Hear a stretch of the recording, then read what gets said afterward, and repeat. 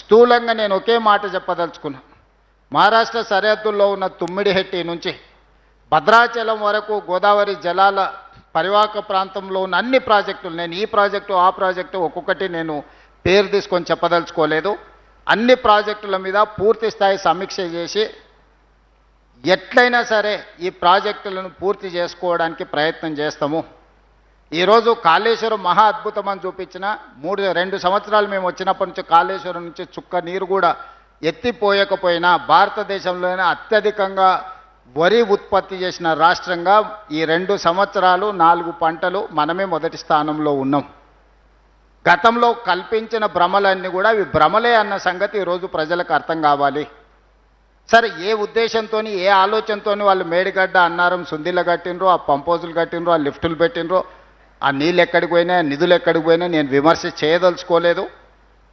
గోదావరి జలాలే కాదు కృష్ణానది జలాల మీద కూడా చాలా రకమైన అపోహలు కల్పిస్తూ పక్క రాష్ట్రానికి తరలించడానికి మేమే మంగళహారతి పడుతున్నామంటూ ఆరోపణలు చేస్తే కృష్ణానది జలాల మీద పూర్తి స్థాయి చర్చ శాసనసభలోనే తీసుకున్నాము. పబ్లిక్ మీటింగులు పెట్టి వేదికల మీద ఊకదంపుడు ఉపన్యాసాలు వద్దు. ఉమ్మడి రాష్ట్రంలో ఏం జరిగింది, తెలంగాణ రాష్ట్రం వచ్చిన తర్వాత 10 సంవత్సరాలు చంద్రశేఖరరావు గారు, హరీష్ రావు గారు సాగునీటి పారుదల మంత్రులుగా ఉన్నప్పుడు ఏమి జరిగింది, ఉత్తమ్ కుమార్ రెడ్డి గారు సాగునీటి పారుదల మంత్రిగా అయిన తర్వాత ఏం చేసిండో చర్చ చేద్దామని అసెంబ్లీనే వేదికగా చర్చకు ఆహ్వానించినము. కృష్ణానదికి సంబంధించిన సంపూర్ణమైన చర్చ మొన్న జరిగిన శాసనసభలో చర్చ పెట్టినాం, సమాధానం చెప్పినాం, వివరణ కూడా ఇచ్చినాం ప్రజలకు. ఇప్పుడు నా సూచన ఒక్కటే మిత్రులకు, మీ తప్పిదాలను కప్పిపుచ్చుకోవడానికి మా మీద ఆరోపణలు చేయడం వల్ల సమస్య పరిష్కారం కాదు. మీరు తప్పు చేసిందా చేయలేదా అనేది ప్రజలు గుర్తించిండ్రు, ప్రజలు శిక్షించిండ్రు. దాంతోనైనా మీలో మార్పు వస్తుందని, పరివర్తన వస్తుందని మేము ఆశించినాం. ఆ దిశగా మీ మాటలు కనిపించడం లేదు. ఏదేమైనా నేను మిత్రులకు సూచన చేస్తున్నా, గోదావరి నదీ జలాలకు సంబంధించిన వివాదాల మీద కూడా శాసనసభలో చర్చ చేద్దాము.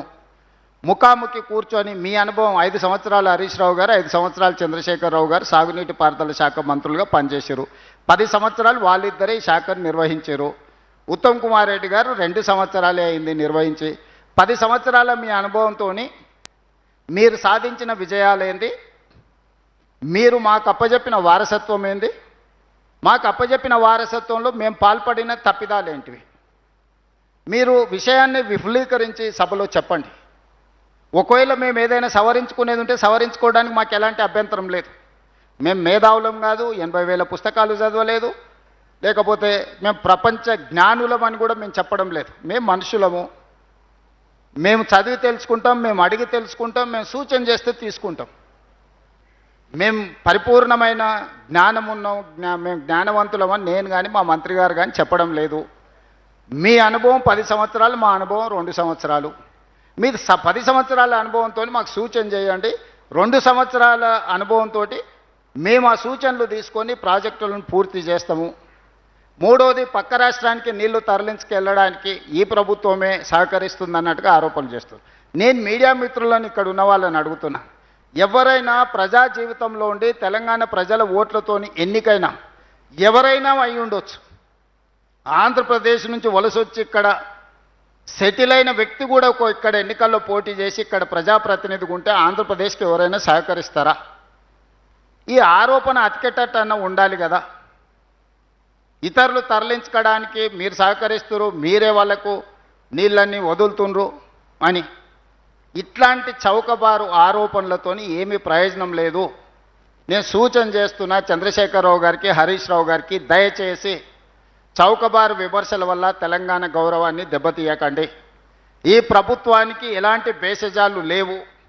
ప్రతిపక్షం సూచన చేస్తే ఆ సూచనలని నిజంగా అందులో ఏమైనా విషయం ఉంటే వాటిని స్వీకరిస్తాము.